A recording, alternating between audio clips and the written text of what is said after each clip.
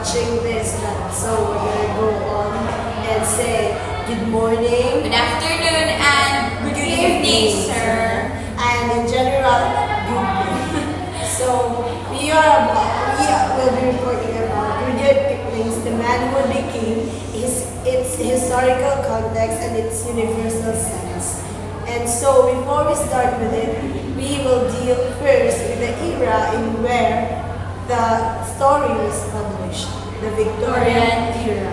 I will be discussing about Analysis A, Part 1. So good afternoon, ladies and gentlemen. Today, we will be discussing about the Rudyard Kipling's The Man Who Would Be King. So first, let's take a look at the Victorian era. So the Victorian era started from 1837 up to 1901. So from its word itself, Victorian era, it was reigned by Queen Victoria or Alexandrina Victoria, her real name, and she reigned the Victorian period for 63 years. So Queen Victoria, also entitled by the Queen of the United Kingdom of Great Britain and Ireland on 1887 to 1901, and the Empress of India in 1876 to 1901. So the Victorian period was considered as the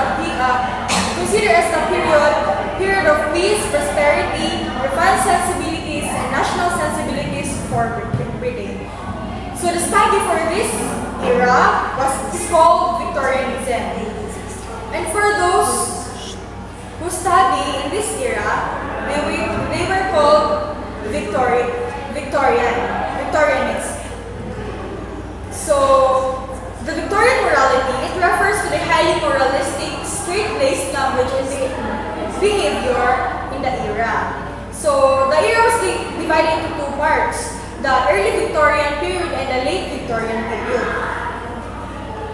So the Victorian era is divided into two parts: the early Victorian period and the late Victorian period. So in the early Victorian period, it was considered there are writers in that period. These are Alfred Lord Tennyson, Robert Browning, Elizabeth Barrett Browning, Emily Bronte, Matthew Arnold, Dante Gabriel Rossetti, Christine Rossetti, George Eliot, Anthony Trollope, and Charles Dickens. So for the late Victorian period, the writers are George Meredith, Gerard Manley Hopkins, Oscar Wilde, Thomas Hardy, Rudyard Kipling, A.E. Guzman, and Robert Louis Stevenson. So the class system during the period was rigidly upheld, and the Victorian architecture and art was followed a number of different styles, and many older styles were revived. For instance, the revival of Gothics. The next one is the arts and craft movement of the Victorian period. So their art and craft movement were focused on authentic representations of the natural world. And it also, in the Victorian period, it has a Victorian etiquette. Victorian society had a very strict code of social behavior. And in their Victorian furnishing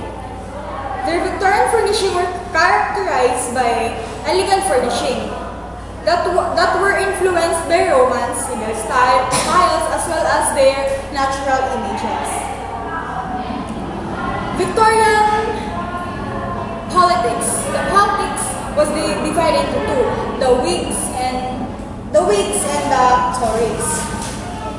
So for the Whigs believed that the politicians were put in a place to rule for the people and were answerable to the people, more inclined to consider social reform. And the other side, the Tories, believed in the divine right of the kings to rule as well as the lords. So the Parliament also was divided into the House of the Lords and the House of the Commons. The House of the Commons were the middle class people, and The economy of the period was greatly affected by the Industrial Revolution, of course. The society as a time of elegance and constant balls. The general education during the period was not equal between the sexes or between the classes. So for the women's right, their focuses on marriage and childbirth only. So for the right of the women, as we can see in the Victorian period,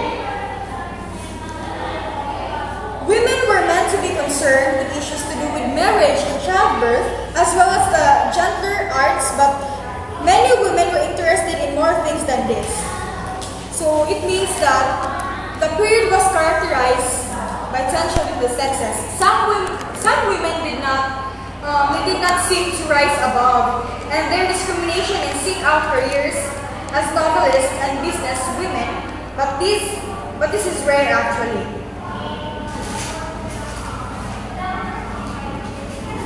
So in conclusion, Victorian period is about the period of peace, prosperity, refined sensibilities, and national sensibilities for Britain, especially in the Rudyard Kipling's The Man Who Would Be King, that the story revolves about the two British men who wants to be king. And they don't even realize the consequences that they may face because of their own hunger for power. Start. So now we will talk about the connection of Rudyard Kipling's The Man Who Would Be King in history. But before we continue with that, let us know first some of the life events in the author's existence that turned him or inspired him to write about the man who would be king. Well, basically, Rudyard Kipling was born in Mumbai on December 30, 1865. He was the son of John Lockwood Kipling, an artist, a teacher, an architect, and a sculptor, with his wife Alice. Young Rudyard's earliest years in Mumbai were blissfully happy, and in India, full of exotic sights and sounds. But at a tender young age, he was sent back to England to stay with a foster family in South Sea, where he was desperately unhappy. The experience would color some of his later writing. In 1882, at the age of 16, he returned to Lahore, where his parents now live, to work on a civil and military gazette and later on its sister paper, The Pioneer, in Allahabad. In his limited spare time, he wrote many works and many remarkable poems and stories which were published alongside with his reporting. When these were collected and published as books, they formed the basis of her early fame. Well, Kipling's relationship in India is evident in his work, The Man Who Would Be King. About India, Kipling wrote, "Mother of cities to me, for I was born in her gate, between the palms and the sea, where the world ends steamers with." And also to one of his friends, he stated that he would love to have an Indian journalist career. His love for India is very evident in his work, and he even astonishingly talked to her friends about it, and then he wrote many works regarding India. In the afternoon heats before we took our sleep, she, or Mita, Hindu bearer or male attendant, would tell us stories and Indian nursery songs, all unforgotten, and we were sent to the dining room after we had been dressed, with the caution, "Speak English now to Papa and Mama." So one spoke English, hatingly translated out of the vernacular idiom that one thought and dreamed in. That was one of the moments when Kipling stated a glimpse in his life. Now, why did I brought up India in the history of Kipling? Because, as I've said earlier, that India is playing a very big part in The Man Who Would Be King. The Man Who Would Be King is an 1888 short long story by Rudyard Kipling concerning two British ex-soldiers who set off from the 19th century British India in search of adventure and ends up as the kings of Afghanistan. The story was inspired by the exploits of the Englishman James Brooke, who in 1841 became the Raja of the region of Sarawak in Borneo, as well as by the travels of the American adventurer Josiah Harlan, who claimed the title of Prince of Gore around 1840, thanks to the military force that he led into Afghanistan. This story was first published in the Phantom Rickshaw and Other Eerie Tales in India, and it was adapted into a feature film directed by John Huston. Going deeper into the analysis of The Man Who Would Be Killed and its connection to history, I came out with a claim that The Man Who Would Be King by Rudyard Kipling is a story about colonialism and its mad effects, especially on India. Now, we have there a specific place called Kafiristan in the story. Kafiristan or Kafiristan was the historic name of Nuristan, a province in the Hindu Kush region of Afghanistan and Pakistan. This historic region lives on and mainly comprises basins of several rivers and the intervening mountain ranges. The Man Who Would Be King is a story that has been a site of considerable controversies. Critics are unable to agree whether the story defends, critics, or ignores imperialism. But as for me, as I analyze the story, this is a parody, or this is criticizing colonialism.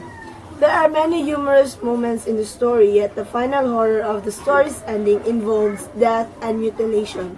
It is therefore hard to determine whether the story is to be read as an imperialist allegory or a parody. The story of the two con artists established a kingdom of a remote part in Afghanistan parallels the British methods in governing India, ruling through tributary leaders and frightening them in modern weapons. The two men represent an attempt at an empire, but without the moral values that Kipling validates that attempt. They lack commitment to the native population, to standards of justice and honor, and the story reveals the fate of imperial designs without a moral censor. We can also see here in the characterization of the two artists or the two ex-soldiers, Ravot and Carnahan, that the two men in many ways are sympathetic characters, but they do represent Great Britain when they involve themselves or when they declare themselves as the king of that land, Kafiristan. And that biting scene actually signifies one part in the history, which is the Sepoy Mutiny. When that Sepoy Mutiny is that Indian protest against the Great Britain, when they have known that this British rulers should not overpower them since they are the natives. And then that biting scene when the girl during the wedding declared that neither God nor devil but a man, as is stated to the public, verifying that really that Daniel Dravot is not a god. He is just a man just like them, and so they realized that they were tricked, so that they opened their eyes to reality that they were tricked for how many years and for so long. So Kipling's story is actually very ambiguous, but for me, The Man Who Would Be King by Rudyard Kipling says that imperialism or colonialism had several effects, and that was significant when it happened in India. That would be all for analysis A part. And I will be discussing analysis B. So let's now proceed to analysis B. So we claim in analysis B that The Man Who Would Be King is a tale that mixes man's delusions and clouded judgments when he gets the taste of power and grandeur. So Peachy Carnahan and Daniel Dragon, the two main protagonists of the story, wanted to be kings in a far-off land called Kafirstan. The plan they had made eventually was working for them, but their ambition as kings leads to their disastrous downfall.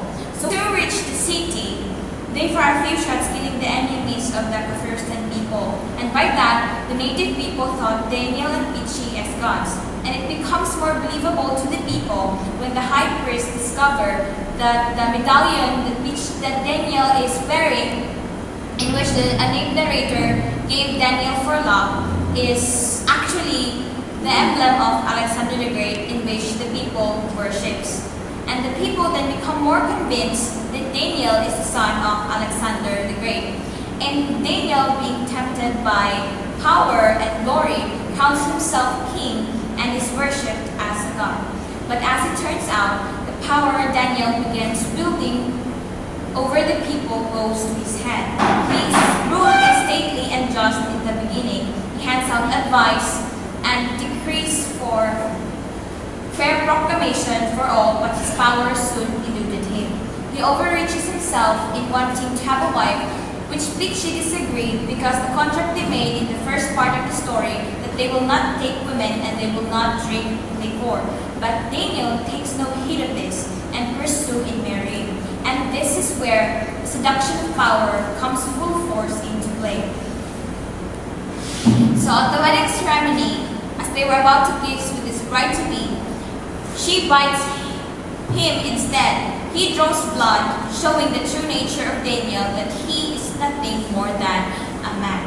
So Daniel is neither great nor bad. He is simply capitalizing his own opportunity and is thus seduced by the appeal of his potential, twisting it to meet his own needs. Although his needs aren't that appalling or awful, in which wanting a wife by any stretch of imagination, but that's what power does. It sometimes leads to corruption, and in this case, in Daniel's case, it leads him to a road he simply shouldn't take. It was the power he had in his hands that makes him more than what he could have imagined.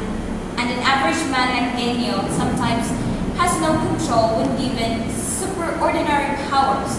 It will corrupt his mind to no end. So the actual man who would be king of the title referred to either of the adventurers, Pichi Carnahan and Daniel Krabov, as both of them were in fact sought to be and were crowned as kings in the first time. But even though they have similar goals, they differ in some areas. The most obvious is their direct plans of ruling. Pichi is content to be king, leading his people and developing a kingdom, while Daniel aspires to godhood and tries to fully subjugate his people. While Pichi is committed to the original plan, to learn to train the natives into military might and oversee an eventual empire, Dragon is only thinking about himself. He is satisfied with his godly status among the people and now wants to exploit them further, taking their wife as his own. So I think the man in the title is Daniel Dragon, for he is the one who was blinded by the power in which turned out to be his own disaster. And I think that Daniel Dragon did not think that with great power comes with great danger and great responsibility. That's all. Thank you. This is Davi M. Pahapay. This is Sharina Corazon. I'm Maria, Ofelia, Cristina, and Quiroga For Team Team Awesomes. So that would be all for the analysis of Rudyard Kipling's The Man